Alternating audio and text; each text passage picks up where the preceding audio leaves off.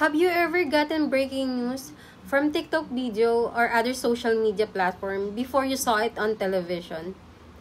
That's the new reality of journalism. Hi, I'm Maricar Kabuhok, and today I'll talk about how technology and social media are redefining how we get our news. With just one tap on your phone or other gadgets, you can access information from anywhere in the world. It's faster, more accessible, and far more interactive than traditional media. Platforms like Facebook, YouTube, and TikTok now lead in news delivery.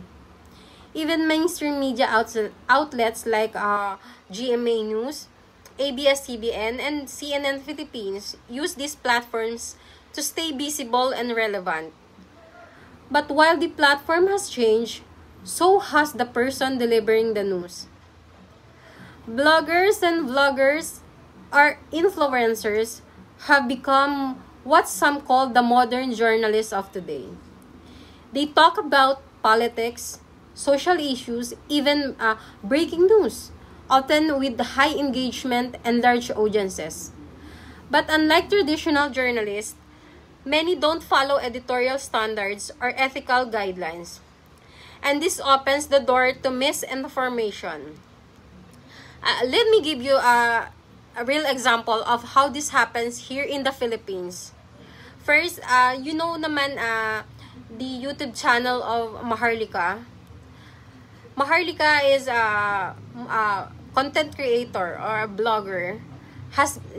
She has been flagged by multiple fact-checking organizations like Vera Files, also Rappler's fact-check team, for spreading false claims about political figures and government conspiracies. Despite being debunked, the channel still attracts a significant number of followers. The second one, Mocha Uson, a politician, a popular blogger, and a former assistant secretary of the PCOO. She is widely criticized for repeatedly sharing unverified information. One example was her post back 2018, I think, claiming that SAF troops weren't receiving their benefits. A claim later corrected by the PNP itself. Her content often blurred the line between opinion and factual reporting. A third one, this is also a blogger and a content creator, Thinking Pinoy, a pro-administration of Bongbong Marcos. He is also involved in spreading misleading content. In one case, the blog misinterpreted an international report on press freedom rankings, leading to confusion and political debates online. Fact-checkers corrected the post, but by then, the misinformation had already gone viral. These cases show just how much power bloggers and vloggers how dangerous it can be when the power is used irresponsibly. Fake news spreads fast, and it shapes opinions before the truth can even catch up. That's why efforts are being made by traditional media, government bodies, and social media platforms to limit the damage. Facebook, YouTube, and TikTok are now investing in fact-checking, AI moderation, and community guideline enforcement. But truthfully, the fight against fake news doesn't end there. It starts with us, the users. Let's follow this golden rule.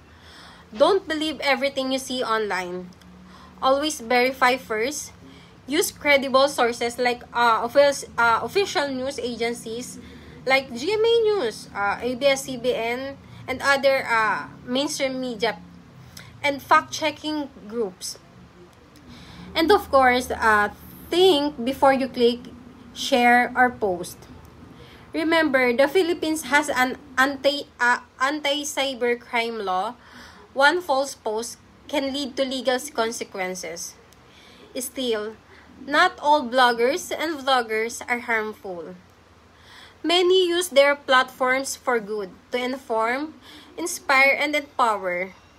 But it's up to us to stay vigilant. in this digital age, we're not just receiving news. We're part of the system that spreads it. Let's use that power responsibly. And again, I am Maricar Kabuhok. Thank you.